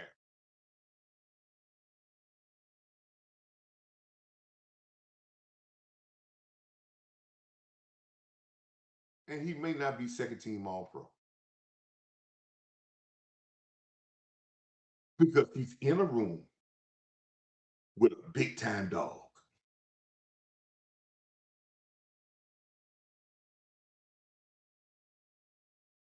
And if his numbers go down, they're gonna hold that against him. So he got to strike while the iron is good. But just what he's got to understand, he messed this up. And I said this before. When he went through that stuff in Pittsburgh, I told everybody before, his days of being in the top 5 or top so-and-so pick receivers, this is going to hang on his head for a long time.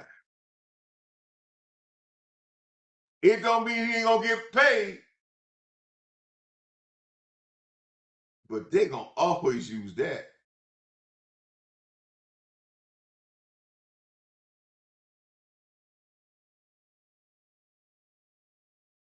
And there ain't no getting out of it.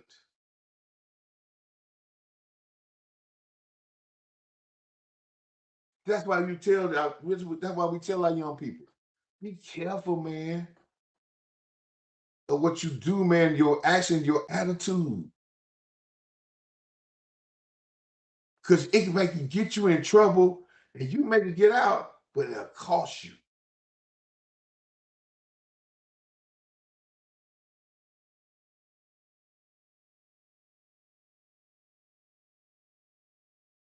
So he's trying to strike while the iron is hot. And the Cowboys got leverage because the Cowboys believe in CeeDee Lamb. See, y'all don't.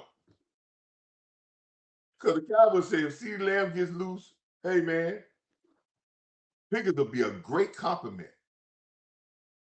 It would put a lot of fear because he would be a great compliment. He's gonna do some things that we ain't gonna allow Pickens to CeeDee Lamb to do. Pickens gonna be good at it. He'll be a great compliment.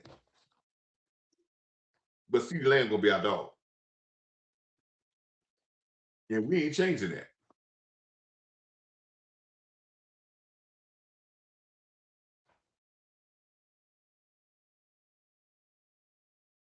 Devontae Smith did what he needed to do, and guess what he got him? He got him a Super Bowl ring.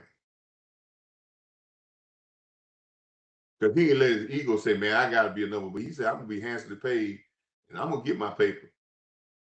$5 or $6 more million. I know it'll look good, but I'm going to get paid, and I'm going to win a Super Bowl. And that's right. That Super Bowl is going to pay dividends. It's going to be the gift that keeps on giving and giving and giving.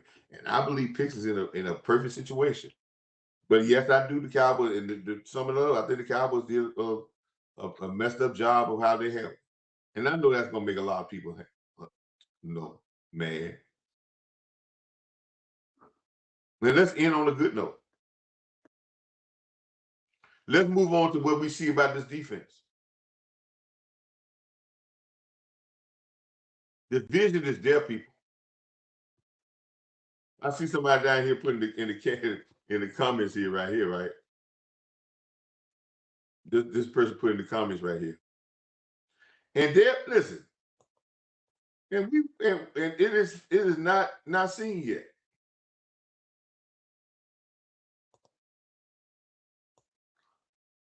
It's something not seen. He said Kale Downs is overrated. And that's his opinion. I got no problem with that opinion.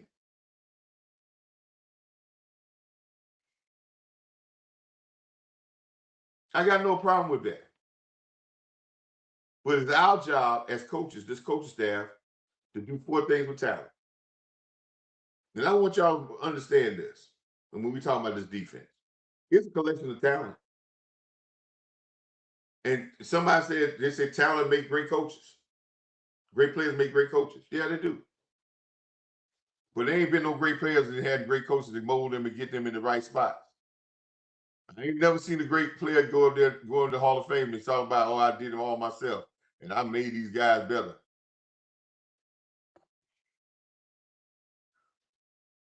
Because I tell you, coaches ain't got but 4 jobs for talent. Everybody, if you get to the level of NFL, you got talent. And I always keep telling y'all with 4 jobs that the coaches are done for 4 jobs. 1, motivate the talent. Keep that talented player motivated to keep striving to be more and more. A lot of our coaches don't motivate. They coddle. They caress. They overhype.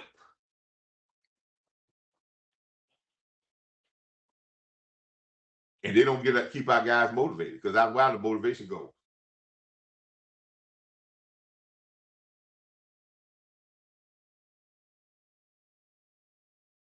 Second thing coach got to do,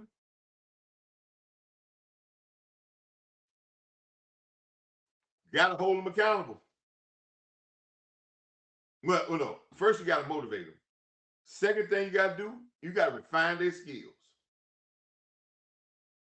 A lot of coaches don't refine their skills. You know, looking at AAU basketball, younger coaches, a lot of these kids ain't getting refined because they don't go through it and evaluate that talented player's game and find stuff that they don't do well, and they sharpen the good stuff, and they get stuff that's not well that they know they're gonna need. They're gonna know the player's gonna need when he meets other great players. Sharpen their skills. Refine their talent. That's the second thing they're supposed to do. First, keep them motivated. Refine their talent. The third thing a coach got to do with talented players,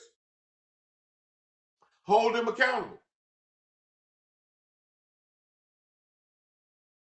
Yeah, a coach, if we don't see that, a lot of these coaches ain't doing that no more.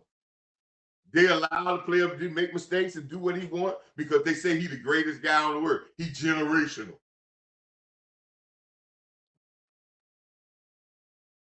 And sometimes when you start calling guys generational and allow them and don't hold them accountable, guess what? They never reach their full potential. So motivate the player, keep the talent motivated, refine their talent, hold them accountable. And the fourth thing, any of the four things, put the players in the right position for them to shine.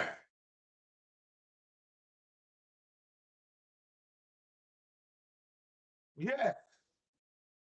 You can't take a great linebacker and say he's so talented and play him in wide receiver. You can't take a defensive lineman or a linebacker who's a great linebacker and he's first linebacker and then make him a full-time defensive end. When you could have made him a great linebacker and a part-time defensive end. Y'all know what I'm talking about. And he would have been even greater.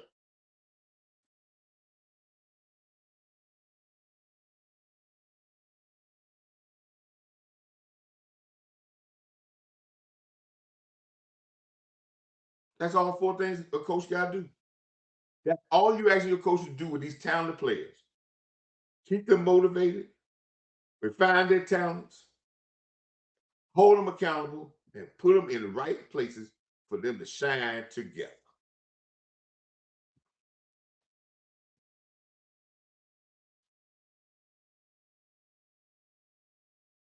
And this team got some talent.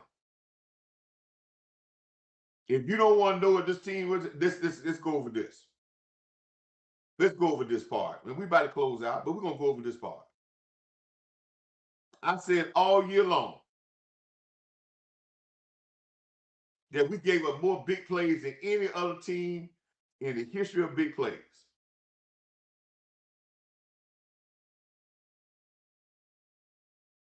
I said we gave up more big plays in any team, and I kept saying this. You could check with Boss Cowboy, you could check with everybody around me. That Coach Marv kept saying over and over and over and over and over again that our problem was we give up big plays.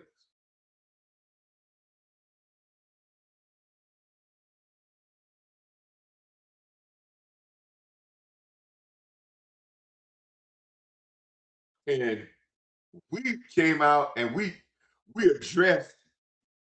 I said, and I did a show. I should have this thing. I wish I could go. I ain't gonna go to it. That's too much to go through because I don't have it queued up. But I came out and people who've been following me know I came out with I say, man, we have big plays. They have a, they have a certain reason to cause teams give a big plays defensively all the time or give them big plays a lot. One, lineman or assignment. We either line up in the wrong spot or we're not doing our assignment. Two, we're not a physical football team defensively because we're allowing teams to break tackles. We're not forcing the ball. We're not coming to the ball. We're not rallying, which that allows guys to get loose. I said the other one is we just ain't got no athletes. We slow. Or we don't have no will to come out there and do stuff to stop. It ain't no will, we just slow.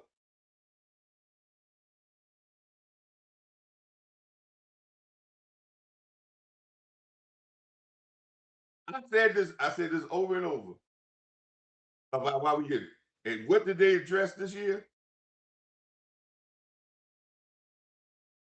One thing you see all our players we're faster. They got guys that can fast. They got quick twitch that can run. We have increased the speed on this team. And we're doing that offensive and defensive. So if we got one thing offensively, go get us a home run hitting back number two. And Lou Takes and Boss Cowboy have been pushing that. I wish they would get off this Pickens thing and get on to that because this Pickens thing is dead. Get that. We don't have to worry about Pickens. Get the defense right. We ain't got to worry about that. That's what we need to focus on.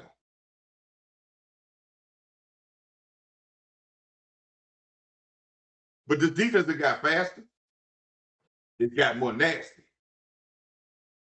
Because every guy you see has got a nasty streak in him. Some of these guys are a little bit. They talking about. They have said that they had a nasty streak that they try to have to corral them, and they've been kind of a problem with their team because of that aggressiveness. And they went and got guys.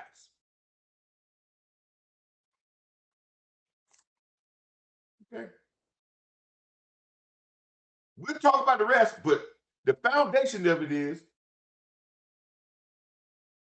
you can talk what you want to talk about Caleb Downs. But he's getting a rotation of safeties that's going to do what I've always said. But some of y'all don't want to admit they want to talk about the corner and all this. Yeah, that's it. But them safeties run your show. And you can ask any defensive back when the safeties say this what coverage we going, this what we doing, this and that. Guess what they do? They open up their ears and they listen in because they understand that that's who run the show.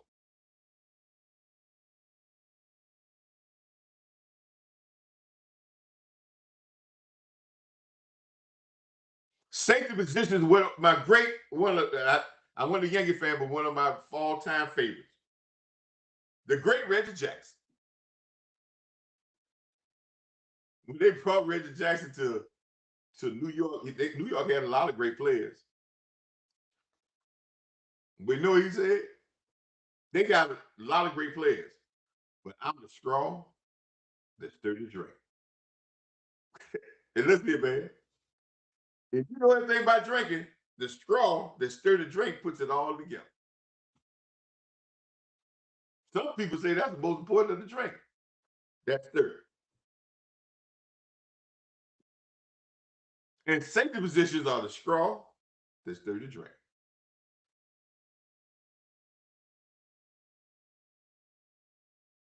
And I believe in this safety position because they want to make plays. They're hunting to make plays. And you can't listen, man. You don't account for the safety. What you account for the safety? You try to attack the safety when you pass the ball. So what if you got safeties get the damn near play the nickel and cover? Do you really try to attack that? When you try to run the ball, you try to run the ball at cornerbacks. You try to find somebody to block the safeties. If the safeties are aggressive, they usually going on what? Block. So if they really want to be play busters, they can. But they just want to be power watchers,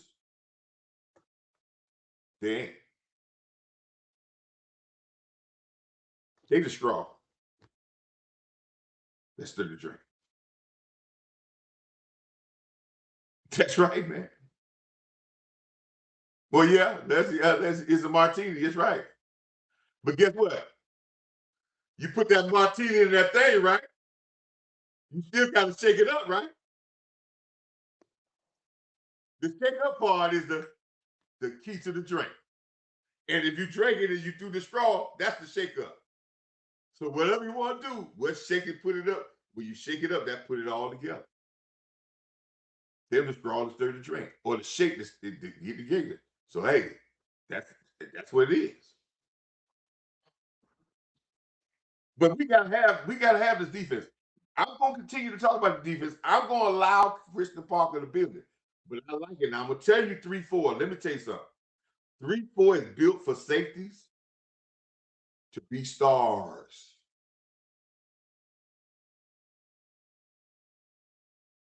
Because they're gonna run free.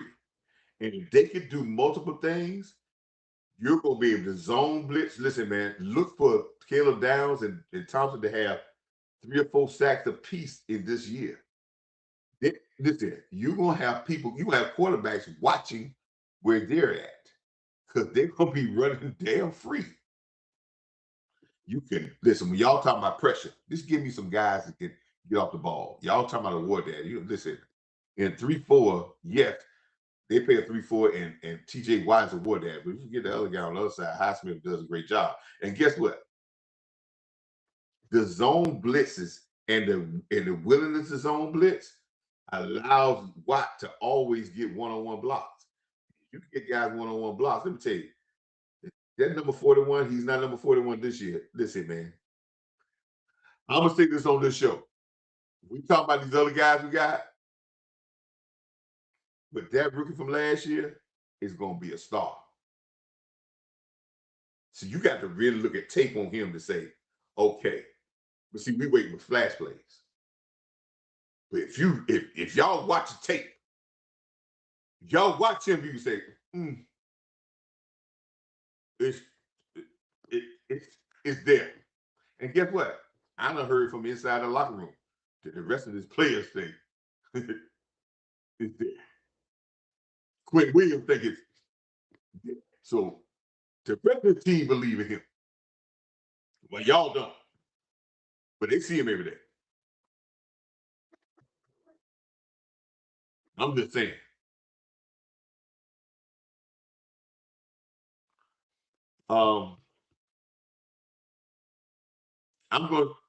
I talked about y'all. If y'all follow me on Twitter, again, like, comment, subscribe, man, if you want to support the channel. But let me show you what I'm gonna be trying to get these t-shirts made up. I'm gonna wear one online, and we're gonna try to get them out there for y'all to see. Dog.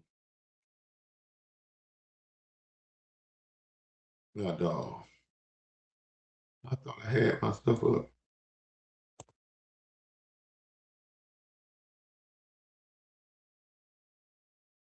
God, dog.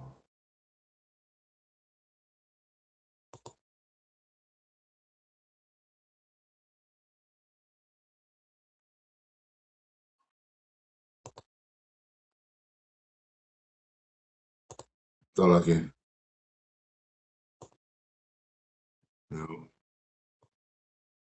I thought I can pull this up.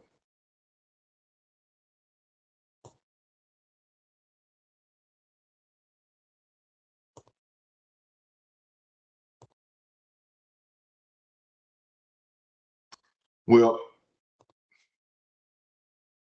let me go. So I thought I had the Twitter up too. I don't even have the Twitter up.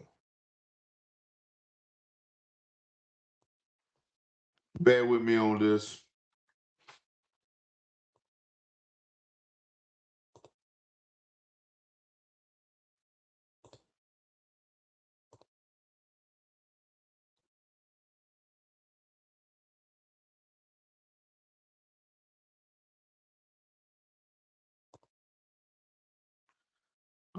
I posted this on Twitter. I'm finna show y'all what I posted on Twitter.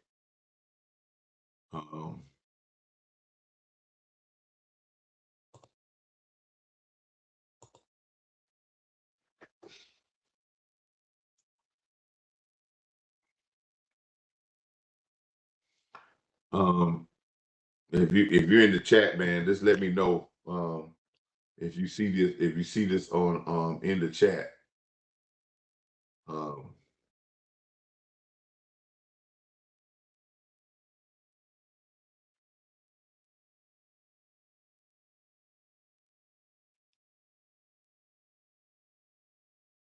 All right, this is the t-shirt, and it's not gonna have this Coach Marv logo. It's not gonna have this Coach Marv part down here with me pointing, but it will say "Defense is a weapon." That's where we go. That's on Twitter. That's the t-shirt that we're gonna make. We're gonna make them in white, and we're not gonna do them in white. We're gonna try to do them in a navy blue with this on it, because one of the darker colors are usually what the defense has, and I know it may be a navy blue or something that's a background that this would fall on. We want to make sure that this pops. Defense is a weapon in Dallas, and the reason why I came up with this slogan of "Defense is a weapon in Dallas" is because everybody talks about weapons that teams want. Everybody talks about weapons. Everybody talks about getting some weapons. Everybody talks about we need more weapons. We need more weapons. But Seattle defense was their weapon. New England defense was their weapon. When the Eagles won the Super Bowl, people talk about what Jalen Hurts did, but their defense got 2 turnovers that got them in right there by the scoring position. If you think about it, their defense was what won that Super Bowl for them. That was the weapon. And if you look at the history of Dallas Cowboys, We have two of the Super Bowls with the most turnovers that defense got. I think one with 7 and one with 9. And we got most of the defensive MVPs that in Super Bowl history. I think we got 4 defensive MVPs. So in Dallas, their DNA says what? That defense is a weapon. So if you want to talk about a weapon, I want teams to come in here. I just don't want to be just a better defense. This defense has the ability to be a dominating defense. And if you're not trying to be dominating, you're not trying to be good. And I want people to understand that defense is a weapon in Dallas. Out of all that stuff they talked about last year, defense is a weapon. And we're going to need this defense to make our offense better this year. Because I believe our offense is going to lack, not because of Pickens, because of the overconfidence that we already have bestowed on them.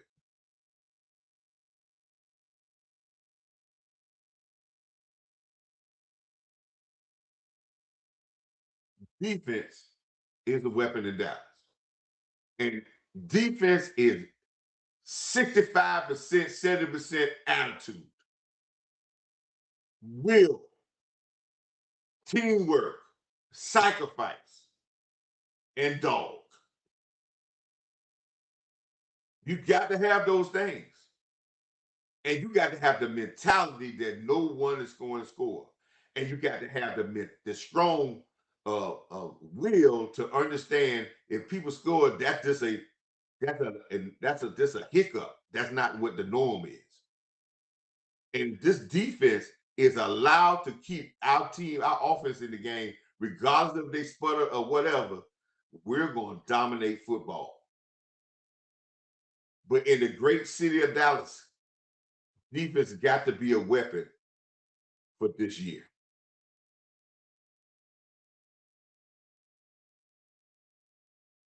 If you got some graphic info, you got a printer info, you got some graphic or someone that you think that can do this shirt, or I got some people in mind, but if you got some people that do graphic tees that you want to recommend to get into this, for me to get into contact with, I'm open. Inbox me on Twitter, inbox me at Coach Marv, my Real Talk, and I will, we'll get back and listen. We want everybody, because I want all my listeners. I want to outfit everybody, listeners, with this. And what I want to do is I want to get this shirt to Coach Parker. I want to get this in the defensive locker room in Dallas, because I want this to be a mentality, because this states a mentality that we need you, defense, to win a Super Bowl. And we need to be led by this unit. Regardless of all the twins, the triplets, the Rodney Staubachs, the Tony Dorsetts, the Drew Pearsons, the great offensive line in the 70s, the great offensive line in the 90s, the Emmitt Smith, the Troy Aikman. Those teams were led by their defense. They may not have gotten all the acclaim, but when the Super Bowl games came around, the playoff games, they were the ones that dominated.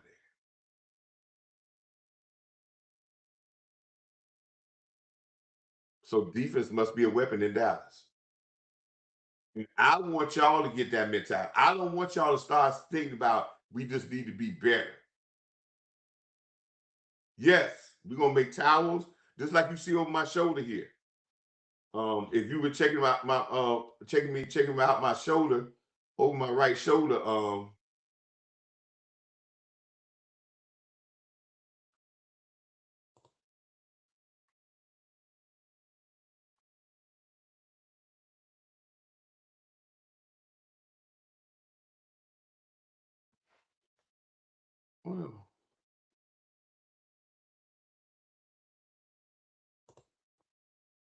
if you've been looking on my right shoulder, I don't know if that's y'all looking over my shoulder here. That's one of my towels with Coach Marv Real Talk.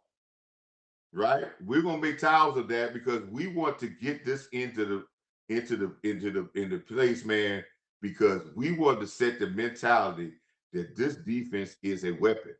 And we're gonna come out every game and we're gonna weaponize this defense to make sure that teams come in here that they're gonna come in here to say, hey man, this is who we got to be scared of. Because they're gonna they're gonna set the tone and the place for these guys to be able to do whatever they want to do. I mean, Terry Bradshaw, Lynn Swan, uh, uh, Franco Harris. I know I'm calling out Pittsburgh, but I'm calling out some of the greatest teams in Super Bowl history. And guess who they had? Their defense dominated the steel curtain. Even when you go back to Joe Montana, man, you had Hand. You know how great those San Francisco 49ers defenses were? With Ronnie Lott playing safety, stirring the drink.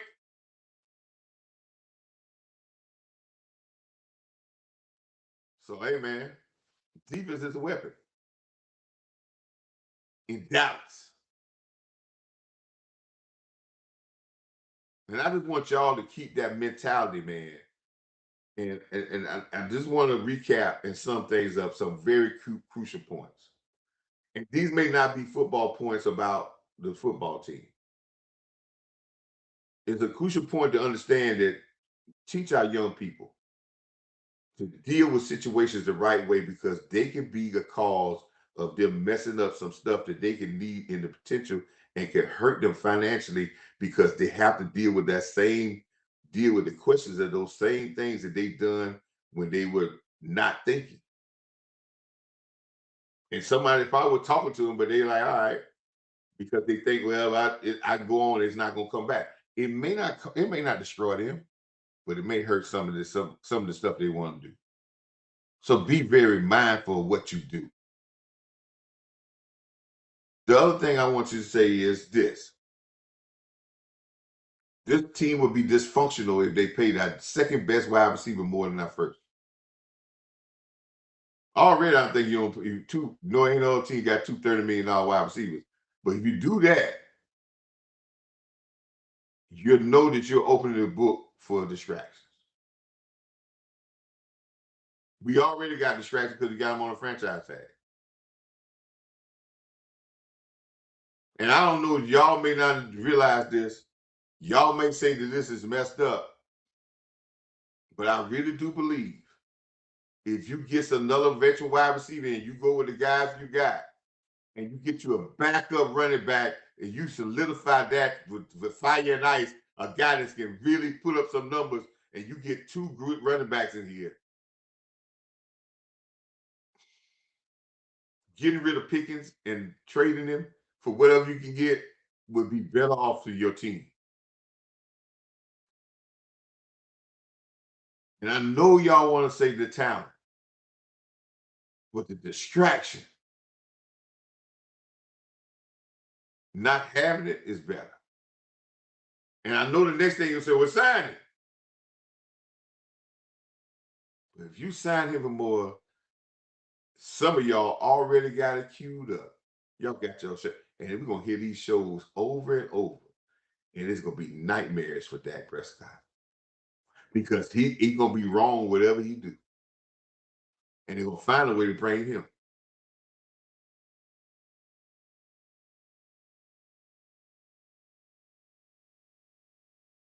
So, tough situation. Hope I ain't angering anybody. I hope people can just sit there and acknowledge what I said and look at it. I know some people say, you don't think of common sense, you don't supposed to think about, but listen, man, common sense is still gonna win, man. People talking about these businesses, whatever. The one that don't deal with common sense is the one that's a fool. And guess what? They're gonna continue to have the problems. People may say, well, our organization is a fool. We just hoping this coach staff is on the right track to build the right culture here to do the right thing. So if you're trying to build a culture, Jerry and Steven, it's your job to create the atmosphere what's conducive for them to do what they need to do. It's time for you to create that atmosphere. And the best thing of creating that atmosphere is eliminate the distractions that you cause. Step back, be an owner, be the sort of, but this try to continue to eliminate as many distractions as possible and to stay focused on the main thing. You'll find out that might save you some money and that might win you some championships again. Hey, if you want to support the channel, man, like I always say, man, you are supporting the channel as y'all come in here, man. I had a lot. Please like this, subscribe, share this video. That has always helped me with the algorithms that gets me out to more people. When you share this video, I may have some people on Twitter who shared this video. When you share this video, right? Put in the comment. You put a comment in there when you share this video and tell people why you mess with Coach Marv. You know, and Coach Marv tries to be just like his bio. Read my bio. I try to be just like my bio. So why you mess with Coach Marv? Share your video. This is always the uplift the chapter. I mean, the channel, man. The support is putting in. I was just talking to a person the other day that I was trying to say, Coach Mom, I need to come out. Coach Mom need to come out with some more videos and some illustrations, stuff like that. And I say, man, I'm an old school coach, but what I'm trying to do is get a producer to come in to try to show me some things. So hey, I'm gonna try to shoot him some dollars, man. So hey, that's all. This is when you come in, when you support the channel through the Cash App, or you do the super chat, or you do something one of the likes, or you do all that stuff, man. That all helps it out. Cool. I am 50 some subscribers away from the great 1,000. So if we can get to that 1,000 mark if we could do that before the end of this month, we go into the next month at 1,000, that'd be great. That's 3 or 4 days, but at least by the 15th of May, we want to try to accomplish that goal. Again, I still keep telling you, I'm gonna come with a show some more stuff other than the Cowboys, because we in a little break period, because we want to teach certain things, because there's some things that I feel that the football world and people should know about other stuff and that I have. So we're gonna come, whatever we come with is gonna be real talk. And that's what we know. But the comments, everybody who said comments in here, people who thought that maybe got great ideas with t-shirts or sending certain things to certain things or whatever, please come in and